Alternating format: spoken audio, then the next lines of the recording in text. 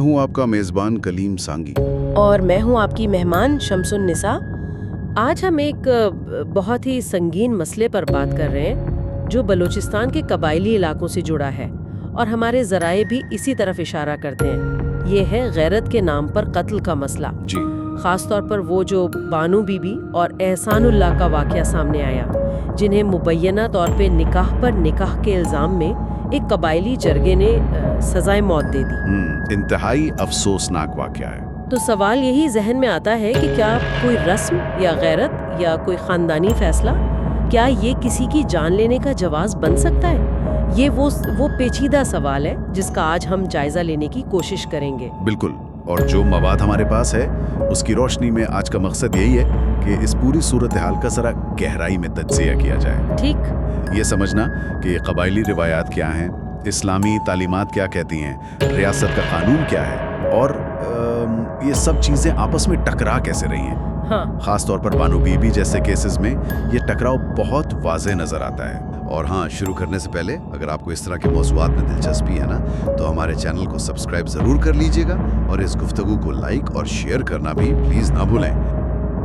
تو ذرائع میں ایک بات تو بہت واضح لگتی ہے کہ اسلام میں یعنی شریعت میں نکاح کے لیے لڑکی کی مرضی بنیادی شرط ہے۔ جی ہاں، بنیادی شرط۔ تو اگر یہ اتنا واضح ہے تو پھر یہ جو اپنی پسند سے شادی کرنے پر اتنا شدید رد عمل، قتل تک نوبت پہنچ جانا، اس کا جواز کہاں سے آتا ہے؟ یہی تو وہ نقطہ ہے جو ان ذرائع سے بار بار سامنے آتا ہے۔ اسلام میں آپ دیکھیں، غیرت کے نام پر قتل جیسی کوئی چیز نہیں ہے، اس کی کوئی گنجائش ہی نہیں ہے۔ کوئی گنجائش نہیں؟ جی نہیں۔ مواد یہ بھی واضح کرتا ہے کہ اگر بالفرض کوئی زنا یا نکاح پر نکاح جیسے سنگین فعل کا مرتکب ہو بھی جائے، تب بھی سزا دینے کا اختیار صرف اور صرف ریاست کی مقرر کردہ عدالت کو ہے۔ یعنی فرد یا خاندان یا جرگہ؟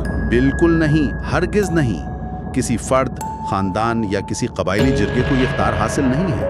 اور دیکھیں، یہ کوئی نئی بات نہیں ہے۔ ان ذرائع میں 1400 سال پرانا ایک واقعہ درج ہے، صحابیہ خنسہ بنت خدام رضی اللہ عنہا کا۔ اچھا، ان کے والد نے ان کی مرضی کے بغیر ان کا نکاح کر دیا۔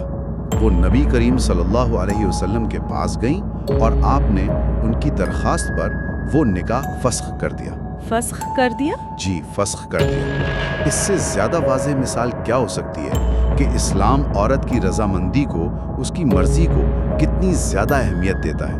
یہ تو واقعی ایک بہت طاقتور مثال ہے جو اکثر شاید نظر انداز ہو جاتی ہے۔ بالکل۔ تو ایک طرف تو یہ واضح اسلامی موقف ہے، دوسری طرف یہ قبائلی نظام ہے، یہ غیرت کا تصور ہے جو اتنا حاوی ہے۔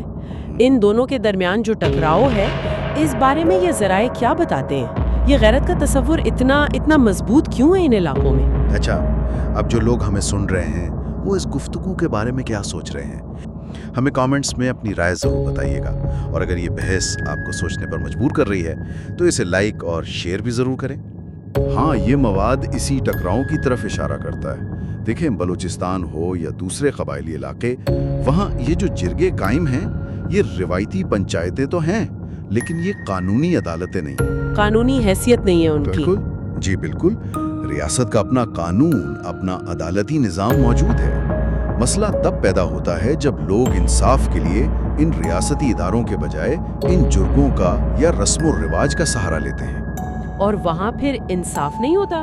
اکثر نہیں، بلکہ اکثر ظلم ہوتا ہے۔ اور المیہ یہ ہے، جیسا کہ یہ مواد بتاتا ہے، کہ غیرت کا تصور اس قدر مسخ ہو چکا ہے، اتنا بگڑ چکا ہے کہ بھائی بہن کو مار دیتا ہے، باپ بیٹی کو قتل کر دیتا ہے، صرف اس لیے کہ اس نے اپنی زندگی کا یا اپنی شادی کا فیصلہ خود کرنے کی جرت کی۔